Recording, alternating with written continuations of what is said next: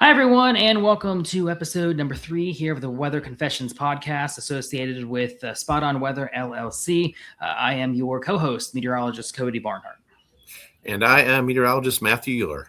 Alrighty, Matt, how's it going for you here? I know we're in episode 3, so we're kind of getting into the groove of things overall. It's, nothing over the top that we haven't done. That's what we're going to feature here, but, we're getting into the groove of things. It's becoming more routine. Absolutely. Yeah, we're slowly but surely kind of getting into things, into the swing of things here. Anything that's new, initially you have an adjustment period and kind of like tweaking things here and there. But getting in a good little groove here. Overall, I think everything's gone so well. So I hope everybody's very happy with what we've had so far. Of course, the first, we had that first episode where it was kind of just the intro of what we're doing, what we're working on, and Mike Myers. That was a treat here for episode 2, last one. So that was wonderful. Oh yeah, well, it was really interesting discussion from Mike. About all the elements of the weather that impacts the farm. Whether it's pumpkins or other crops. So that was a really great to hear from him.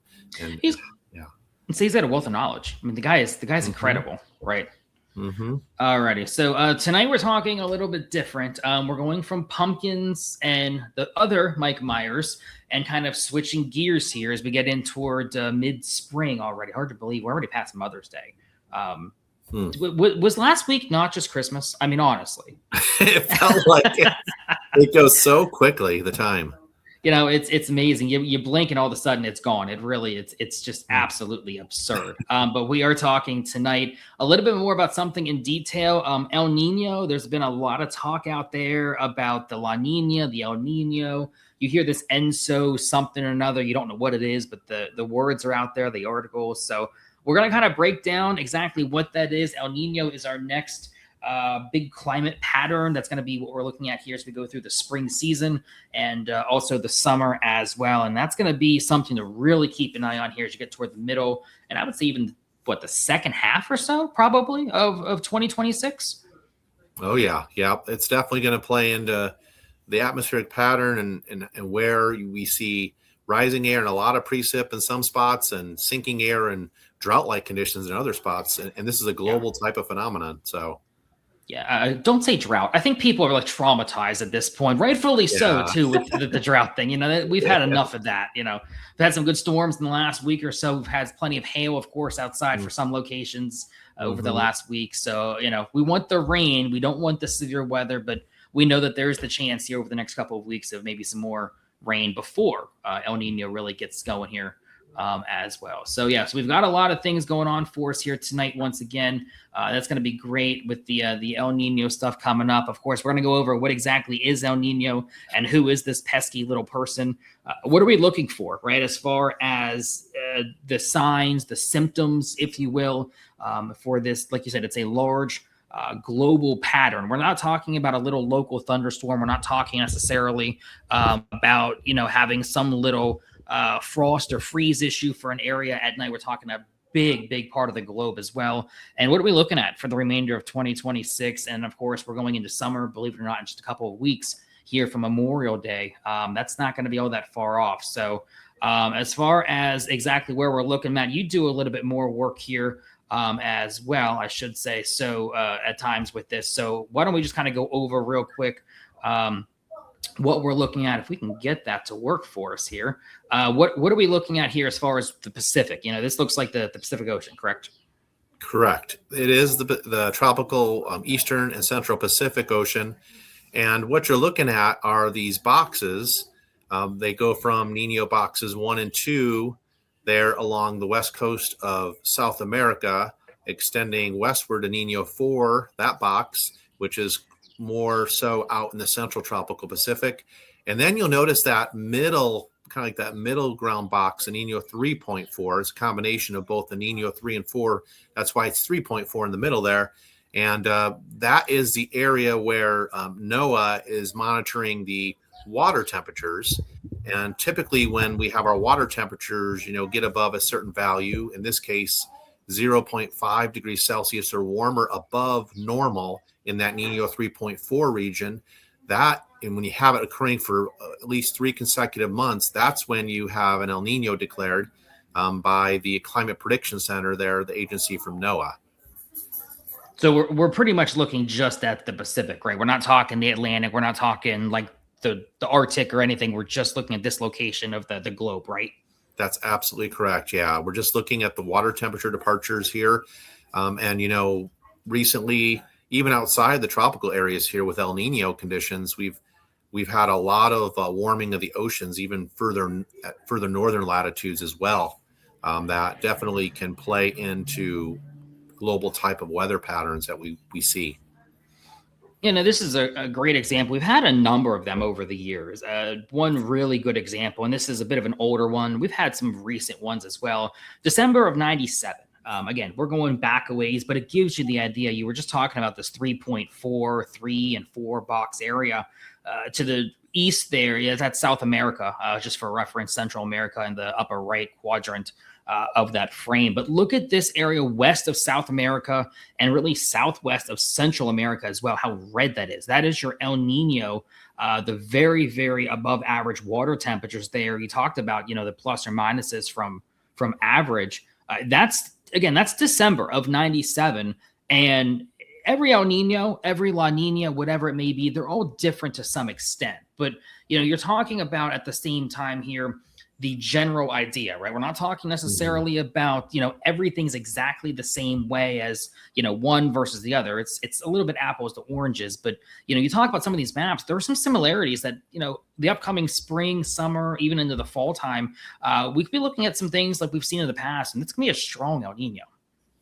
That is correct. Yeah. Based on the latest forecast, and we'll get to that here momentarily. But yeah, definitely looking like it'll be a strong El Nino coming on. Right. In the past few years, we've really been sitting mainly in La Nina type conditions. So this is a complete flip of those water temperatures. What you're showing here is that red color indicating above normal water temperatures there on this particular graphic. Yeah, I mean, this is, I don't want to say an extreme version, but you have these different categories, and we'll get into it later, more like a weak, a moderate, a strong.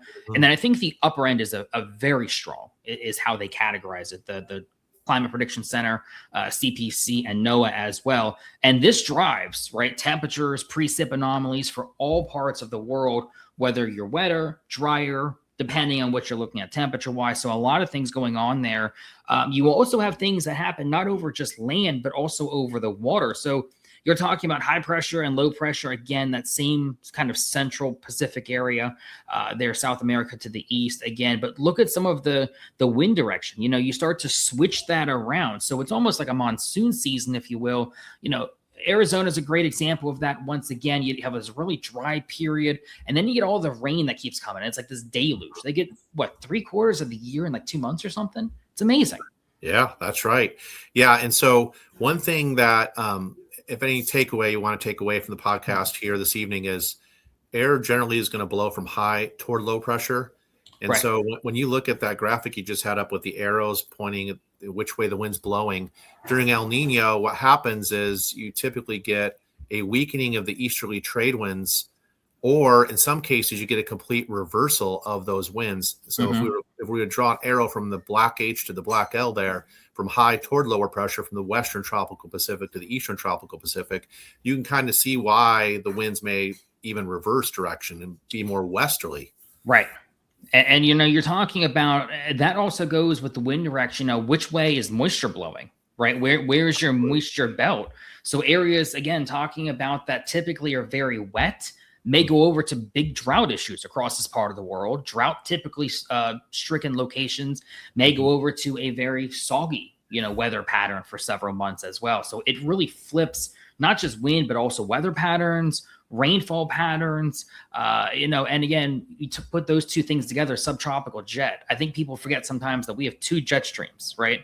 Polar jet to the north supplies typically your cold air, if you will, during wintertime. We talk about it, but also the subtropical jet, you're talking about to the south, and that's that more storminess, the moisture, the heat sometimes as well. And that really gets going when you start talking about this reversal, if you will. It's a stronger subtropical jet. It can bring in more moisture, southern parts of the U.S. at times, depending on where you are. But it also brings in more of those muggy days, right? Heat and moisture, especially spring and summer. You're talking about higher dew points. So it changes the whole weather pattern. Everything can be related here back to El Nino. Absolutely. And you can see with high pressure in general, located over the tropical Western Pacific and around Indonesia, you're going to have more of the sinking air, and sinking air usually results in drier than normal conditions. And then over that orange color there, the above normal water temperatures, you have that L, the low pressure stamped over it, where air rises and produces a lot of clouds and precip. And getting back to that subtropical jet stream, becoming stronger, that has a huge implication on the hurricane season. Right. Weaker subtropical jet, I guess we'll get into that here soon, but I want to jump ahead. But yeah, if you look at the overall motion, so there's a cell in the tropical area called the general circulation pattern called the Walker circulation. And so when you have these upward arrows, that kind of shows you the clouds kind of billowing up with the precip over that warmer than normal water in the eastern tropical Pacific. And then you got that sinking air over the cooler than normal water out in the western tropical Pacific. Yeah, everything's connected. I mean, whether it's in the ocean, whether it's airflow, whether, you live in one location, rainfall's above average or temperatures are below average, whatever it is, it's all connected to these ocean temperatures. You think about, going to the beach in July, August, even early September, and it's nice and warm. It's, every day it can rain and storm. It can be sunny 90, but the water temperatures are just warm to the human body. It's great. It's consistent, but this is a little bit different. And, it's not as consistent. You get these La Ninas sometimes, like you said, we just finished up a 3-year stretch of them at different strengths as well. Now we're going to this El Nino. So every couple of years or maybe every year, it can change. It just really depends on, all of these like thermodynamic circulations and the atmosphere. There's so many moving pieces. We don't even have time to touch on that in any of these episodes. But, the idea is we talk a lot about La Nina. We talk so much about El Nino. You see the headlines, but you're like, what the heck is this thing? Why do I even care? And, it does impact our weather that's coming up middle of 2026. But the question really is, how does it impact us? And I think one of the things that we're going to be starting beginning of next month, right, June 1st, is hurricane season. And like you mentioned, that there's a big impact either side of the continent as well as far as the hurricane season. Yeah, absolutely. And you clearly see what's going on here. So the Caribbean and the Western tropical Atlantic tends to have fewer hurricanes because we have that stronger subtropical jet, stronger winds, and you're looking at increased wind shear, which wind shear is just basically a change of wind direction and speed with height. Right. So that tends to rip off the thunderstorms are trying to grow vertically, and this increased wind speed is basically shearing off the tops of these thunderstorms.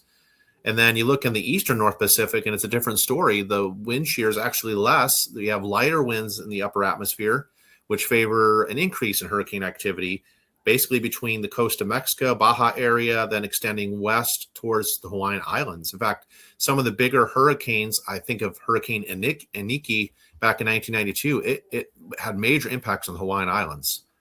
Yeah, and we're talking about areas that do have hurricane season. A lot of times we think about what's going on in the Atlantic. You think about New Orleans, you think about Florida, the Carolinas, like the main areas.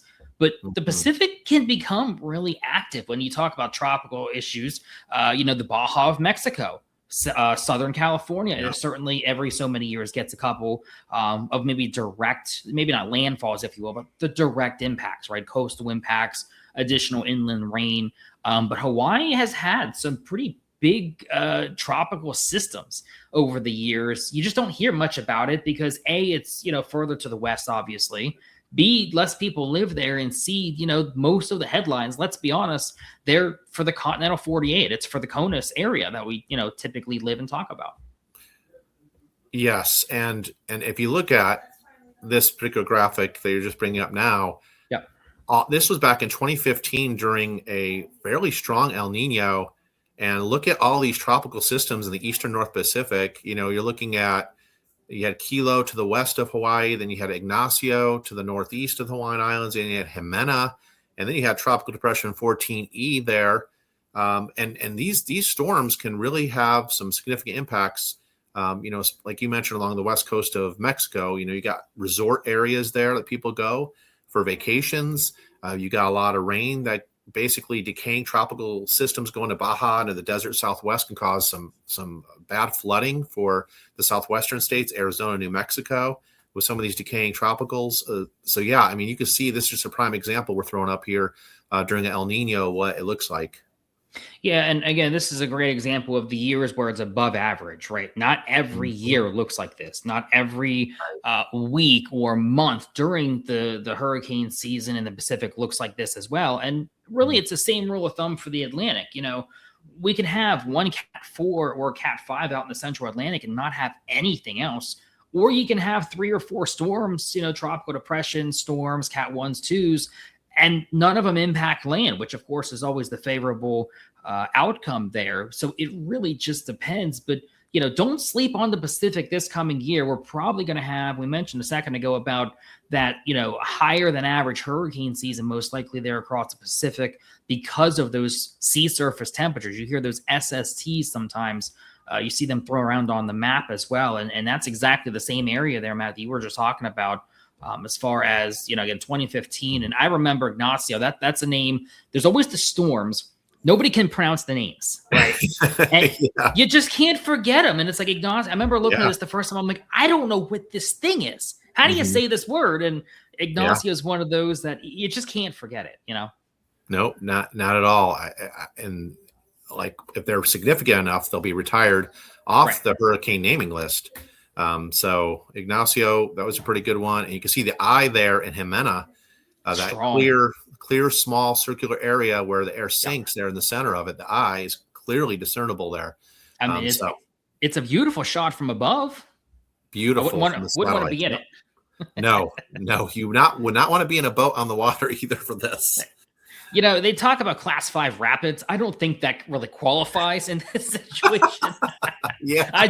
I don't think a canoe or a kayak or a paddle, I don't think any of that's going to work in your favor here if you're going to be out playing in that water. No, not at all. And, you know, they actually have come up with instruments that can kind of sail into these storms and get the wave heights. They're called sail drones. Really? I didn't actually even realize that. They actually measure wave heights closer to the center of the storm. You know, of course, the seas are very choppy, and they got some pretty cool videos and real-time observations with the sail drone technology. I feel like the old stadium effect of the planes flying overhead, the Air Force, the hurricane hunters, the incredible work that those men and women do, as great as that is. When you first, 10 or 15 years ago, you came out with these videos, right? And you were doing dropping these pieces of equipment down into the storm, into the water to figure out what exactly is going on. That was the next big thing. Now that's typical. They do that in every single storm, and even these coastal winter storms, some of these, hybrid type storms, late winter, early spring, they'll go out and do it if it's more impactful, but it's kind of the typical. So now you have technology like that where that's the next big thing. So now you kind of hone in on that. That's, there's always something amazing out there that they're working on. Oh yeah. There's definitely some new tools that are utilized to measure these, the hurricanes and extratropical, the mid-latitude everyday storms we get in the United States to kind of get a better sampling of the environment for sure. And then some of that will go into the weather models and hopefully produce a more accurate forecast. Well, that's the goal. And, I'll tell you what, if they're going to have, whether it's the Atlantic side or the Pacific side, wherever you've got these bigger tropical systems, this coming tropical season or hurricane season, rather, you're going to have a higher chance of that, probably in the Pacific, especially with the El Nino forecast. And this is the most updated El Nino forecast from the Climate Prediction Center. CPC issues these each month. So we don't have a May update just yet. That should be coming any day now, but the most up-to-date numbers and charts that we have available to us, again, are from April of 2026. The red bars there, you can almost see 0 to 100% on the left side of the graph, the red being the El Nino percentages. And the way they group the months together at the bottom, they do it by 3-month averages. So you've got MAM at the very beginning, March, April, May, and then April, May, and June, July, August, so on and so forth. But you can see that it's a given to really be honed in here on this El Nino above Pacific water temperatures here, really from the middle, I would say early summer or so, right for the middle of the year, and then all the way through fall. And it looks like into winter 2026, 2027, the early returns are that's a very likely scenario. So we'll have to see here how that plays out, because, it doesn't just impact us this season. During the warm season, obviously fall and winter, that's going to be a big player, eons down the road when we get to it. But winter weather forecasting, we haven't had an El Nino like this in, I think we had 22, 23. I think it might have been was a strong El Nino, but we haven't had one since the 2015-16 big blockbuster snowstorm winter. So it's been quite some time here now at this point that we've seen this. Yes. And, one thing I want to bring up is the strength of the El Nino really comes into play as far as the global weather pattern. So the stronger the El Nino, the higher the likelihood that the weather pattern is going to set up a specific way, from anywhere from the tropical areas right into the middle latitudes where we live in the United States. Correct. So that strength really matters. So the stronger this thing is forecast to become, and if it verifies, that could have some really big impacts as we especially head into the fall and the winter season. Well, and summer, we kind of joke about it all the time, but in all seriousness, summer is what it is. It can be whatever temperature. Precip falls, it rains. Rain is rain, right? You get the fall and winter, whatever comes down is not just always rain. And it starts with the tropical or the Pacific with the El Nino, the La Nina, the jet streams, the temperatures from a continental pattern, global pattern. And it comes down to what falls in my backyard. I mean, the stuff that we're talking about in the Pacific impacts everybody, no matter where you live or, what your elevation is or whatever it might be. And it's just amazing that something that happens so far away could impact our weather. I was talking to my son one time and I said, can you believe in wintertime, rain over Africa means a certain type of weather for us here on the East Coast? Yeah. That far away. You wouldn't think that. It's flipped. It's literally flipped. It's kind of like whatever we have, flip the card over. And that's what somebody else somewhere along the lines, they have that as well. Yeah. And just as an example, certain parts of the U.S. will be wetter than normal, while Australia will be in a major drought and they'll have a lot of wildfires. Indonesia is going to be extremely dry, typically during El Nino. And again, that signal verifies better when you have a stronger event.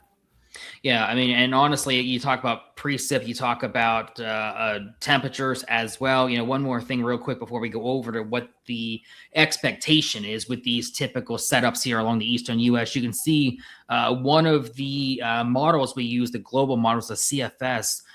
This is a very reliable long-range model, and you can see it's kind of all the plumes there from that 0 and above, the 0.5, 1, 1.5, etc. And, you'd mentioned just a few minutes ago, Matt, about this being a very strong El Nino. I mean, we're talking about what they're calling a super Nino, because we are talking historical numbers toward the top if this does verify. Now, again, that's a forecast, and that's with the best data we have. But you can see the idea is we're going in that direction. So, this is not going to be a typical setup for anybody, no matter where you live, whether it's, in North America, in the U.S., Canada, South America, you could be anywhere. And this is a little different here than we typically talk about from that standpoint as well, because it is so strong for us across the U.S. and really across the globe. What we're looking at here is the El Nino precipitation departures from normal for summertime. And you can see the different categories: weak, moderate, and strong El Nino. And one common theme that really sets up on the East Coast here is those orange colors, which indicates drier than normal conditions. Especially the strong there. They're on the right side, right? Yes. Now, I will preface that by saying that you can get just one landfalling tropical storm or hurricane on the East Coast, anywhere from Florida up through, New England, New Jersey area. And that could be enough to actually cause you to be above normal if you get some kind of tropical moisture involved. And it just takes one really strong hurricane during El Nino. I believe Andrew in 92. 92. And 92, I believe it was. Yep, 92. And it just took one major landfalling hurricane there. So we never want to let our guard down, even if it's El Nino. We're not expected to have as many hurricanes. But you could definitely see that correlation between the strength of the El Nino and how dry it is with the orange colors there on the East Coast. Here's the other thing too, is we're talking about the current drought, like right now today. And it's no secret, right? New England, the eastern seaboard, the mid-Atlantic, the southeast, Florida's had dozens and dozens of wildfires alone in the last couple of weeks, and even back toward parts of Dixie Alley as well. Look where with these precip anomalies, where these oranges and reds set up in the strong El Nino category, essentially over that area where we're already seeing the drought issues take place. So, that's a concern because, of course, the drought issues are current. This would mean, in theory, right? Of course, as things go, if things go as we expect them to go, rather, we're not adding moisture to an area that can, sustain maybe a few months of below average precip. We're talking areas already a foot, maybe a foot and a half below precip wise, and just starting a downward trend. And that's a real big concern going through summer. Mike Myers talked about that in episode 2. Mentioning a little rain, a little here or there can help as far as the farming concerns, but you continue down this road and you're going to be in big, big trouble by the time July and August here roll around second half of the summertime. Definitely that would be the case. And that strong El Nino there, precip anomalies on the right, I wanted to mention, you talked about the 1997 El Nino opening things up here on the podcast. Right. You see 97, that was the precip anomalies for the mid-Atlantic. And look how dry it was in the Virginia area and down to Florida, all the way down through the Carolinas. And also 2015 is on there. 15's on there as well. I was going to say 15, 16. So, we'll see what happens. But when you have analog years that are very similar with the climate, with the data that kind of trend in this direction, it's like a puzzle. You start to kind of get the ideas of what you might be able to expect here going down the road. On the flip side of things, Matt, you were just talking about precip. Let's talk about temperatures here as well. Again, same idea. Left to right, you're talking a weak El Nino, moderate, and a strong. Your greens and then going into the blue colors, those are your cooler than average temperatures as well. We're going to really focus on the right side of the screen there with the strong El Nino. Notice the lack of that, though, from the mid-Atlantic parts of southern PA all the way down through that same drought area, parts of the Tennessee River Valley, the southeast, Florida, Dixie Alley. It's average temperatures, and I think most people, maybe not all, but most would be, very happy with not having above average heat for the summer because, listen, summer's already hot as is. It's already humid. It's already muggy. Yep. But, you're not talking about a really scorching summer. Now, you're still going to have heat waves, days above 90. You're going to have humid days. I mean, it is what it is, right? Yeah. But I mean, most of your heat it's not over this part of the country as well. And, when we go back to some of the earlier years on some of these weak, moderate, and strong El Ninos and the temperature anomalies, right? One thing to think about is, again, kind of getting back to what I mentioned earlier, is some of these water temperatures are running well above normal. Even further north in latitude, across the middle latitudes, maybe earlier El Ninos didn't feature quite that extensive above normal water temperatures. So that could play into some of the results. Like you mentioned, there's no two El Ninos ever exactly alike. There's going to be little things in there that are kind of different between each El Nino. It's almost kind of like, it reminds you of like, find all the similarities and then just do the overall kind of scope. Like it all lines up. Some things are different. Some things are similar. Some things are the same. But you just got to kind of find that balance. And again, that goes into a lot of seasonal forecasting as well. But that's, temperature wise, we'll see. It doesn't look bad overall for the most part. But I think this spring, that was a great example. We had March and we had April, right? Yeah. Days were in the 90s. You had 2, 3, 4 weeks ahead of time. Some of the pollen was already out. People wanted to get ahead on planting. And then what happened? Second half of April and early May, frost, freeze, some chillier nights. And that's on average. But it doesn't seem like it because March and April were so daggone warm that, that's what really killed quite literally a lot of the vineyards, the wine vineyards and the farmers, because not that we had those colder nights when they were supposed to happen, but the fact that we had all of those hot days. I mean, relatively speaking, they were hot for that time of year. We should never be 85, come the middle of March. And we were. Yes. And we had such a, below average winter for the most part. Across the mid-Atlantic, and then it's almost like a switch flipped, like you were mentioning specifically. In April, I mean, those 90-degree days, and the greater you're above normal on those 90-degree days, the further you're away from your normal temperature, the more your temperature is going to be skewed towards being above normal for that month. Right. And most areas were, and that's exactly what it was. And you still had some very nice spring days in there. But it was those stretches that just kept bumping you up and up and up. And that's what'll do it. Yeah, we're running 2 to 4 degrees below normal actually right now, the first half of May, just because of how persistently below normal things have been. You talked about some of the frost and the freezes out further towards Western Virginia and West Virginia, that area. Right. And again, that's average. I've had some people this year asking about climate change and this and that. I'm like, has nothing to do with that. But again, you just shouldn't be so warm beginning of the year, but just the general spring idea you see going into summer. Again, you can have some warm stretches, but the general gist of things, May's been beautiful. The second half of April, not bad as well. Some of March wasn't too bad, but you had those stretches in there. You still had some above average days. Yes. Yep. Yeah. Definitely. So that's where we are as far as the El Nino side of things. Again, we really wanted to just sort of break this down. We talk every year about this and that and the El Nino, La Nina type of things. I don't think as far as a weather community, we do a great job of explaining that necessarily. Don't get me wrong. There are people much smarter than me out there that do a phenomenal job. Oh, yeah. There's some definitely.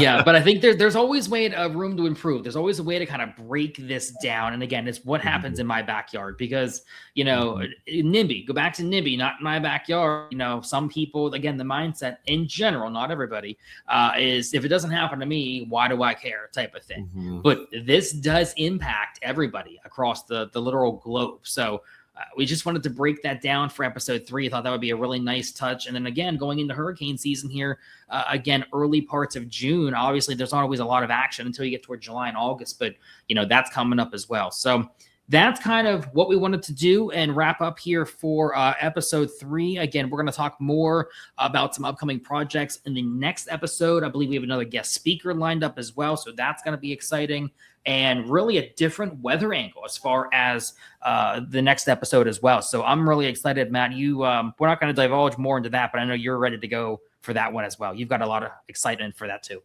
Yes, I'm very much excited. It's more of the next speaker will be more about some of the impacts of major flooding and kind of like living through that process. So we're definitely excited about that for the next podcast here. So some real-time stories. That's what I'm hearing, correct? Yes, some actual examples growing up around the flooding. The rivers were we're talking about the floods back in the Midwest back in 1993, that summer. And I'll tell you, I lived through that too. And that was a doozy of a summer. But we'll get more into that in the next podcast with our guest. And just kind of listen to those experiences. That's going to be great. And of course, you having the personal connection to that makes it a little bit more special in a sense as well. Yes. Yep. And he's raring to go. I talked to him today. I'm like, hey, we're looking forward to your coming on the podcast. And he's very much excited about that. That's wonderful. Alrighty, well, guys. Well, that will wrap up again episode 3 here. Can't believe we're already 3 episodes in. Tell you what, time flies by. I know it. It's amazing. Alrighty, it'll be the 4th of July on us. Listen, you know what? I wouldn't be opposed to that because then we're closer to fall and winter. Just saying. I hear you. I hear you on that one. I tell you. I'm just saying. I'm not trying to check, summer away, but wouldn't be opposed necessarily. Absolutely. Alrighty. Well, that's going to be it, guys, for, again, Weather Confessions here with our podcast episode number 3 tonight, associated with Spot On Weather LLC. We will see you again in a couple of weeks for episode 4 with some real stories about some historic flooding from the 90s as well. Matt, you'll be able to chime in with some stories there as well. But other than that, hopefully, again, everybody has a great week or so, and we'll see you back for episode 4. Take care, everybody.